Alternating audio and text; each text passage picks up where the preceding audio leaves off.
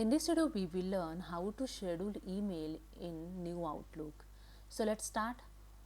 Open your new Outlook and go to the Home tab. Then click on the new icon to create new email message.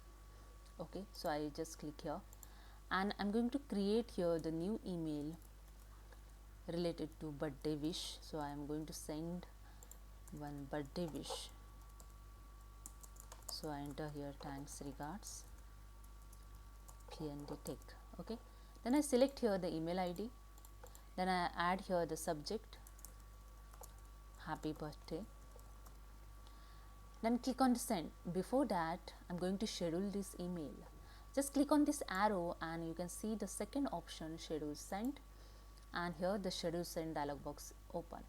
You can see here the last chosen time also here showing. You can just click on it and select that timing if you want, and you can custom here the time. In custom time, you can set custom your date and time also. So I select here the date. Here you can see the date is showing.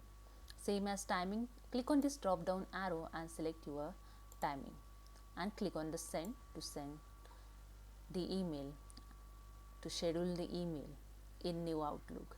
So hope you understand. If you like this video, please subscribe my channel. Thank you so much.